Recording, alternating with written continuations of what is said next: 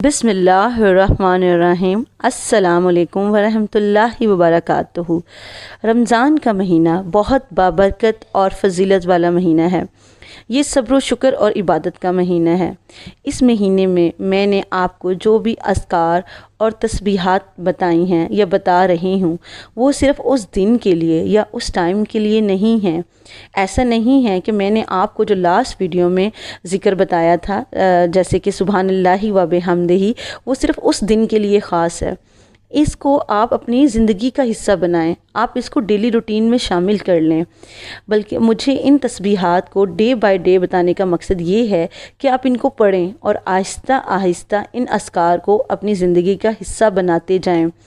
ये अस्कार और दुआएं ख़ास दिन के लिए मखसूस नहीं हैं।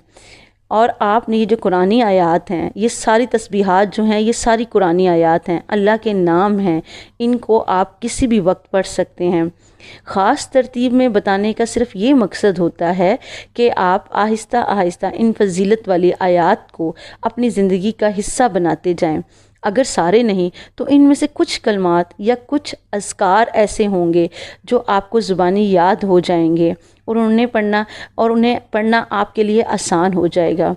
और मैं आपको जो इनकी तादाद बताती हूँ कि आपने 33 टाइम पढ़ना है, 47 टाइम पढ़ना है, तो ये भी एटलीस्ट तादाद होती है कि कम से कम आप इतना पढ़ लें। और ये कोई ख़ास नहीं है, आप इससे ज़्यादा भी पढ़ सकते हैं और इससे कम भी पढ़ सकते हैं। आपके लिए जितना आसानी हो आप उतना इन तस्बीहात को कर सकते हैं। तो आइए आज की तस्बीहात शुरू करते हैं। सबसे पहले आपने तहज्जुद के नवाफिल अदा करने हैं और फिर सहरी से 10 या 15 मिनट पहले आपने सूरह माइदा की आयत नंबर 114 की एक तस्बीह करनी है।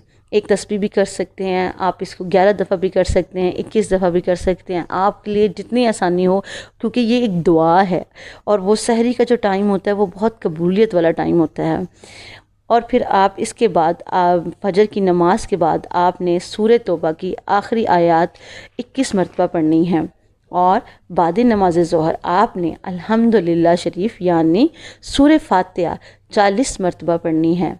और बाद नमाज असर दुआए करब आपने 25 मरतबा पढ़नी है। दुआए करब ये है ला इलाहा इल्ला अंता सुबहानका इन्नी कुन्तु मिनज़ ज़ालिमीन। ये दुआ हज़रत यूनुस अलैहिस्सलाम ने मछली के पेट में पढ़ी थी जब वो मुसीबत में थे। उन्होंने अपने रब को पुकारा और अल्लाह ताला ने उनको उनकी इस मुसीबत और परेशानी से निकाला। तो आपकी ज़िंदगी में भी कोई परेशानी या मुसीबत हो तो इन कलमात को पढ़ें। और फिर बाद नमाज मगरिब 5वां कलमा यानी 5वां कलमा इस्तग़फ़ार की एक तस्बीह करें। और इशा की नमाज के बाद सूरह इख़लास की एक तस्बीह करें। सूरह इख़लास में अल्लाह की वाहदानियत का ज़िक्र है कि अल्लाह सब गुनाह माफ़ कर देगा सिवाय शिर्क के। तो ये जो सूरत है ये बहुत ही खूबसूरत सूरत है और बहुत मुख्तसर कुरान की सूरतों में से हैं।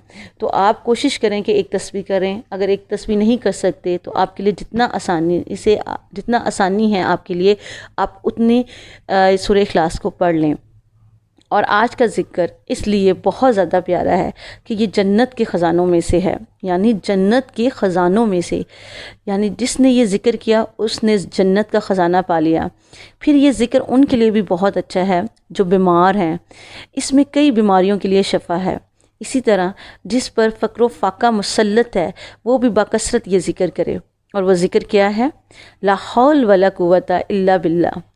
ना मेरे अंदर गुनाहों से बचने की ताकत है ना नेकी की, सवाई ये कि अल्लाह अता करे।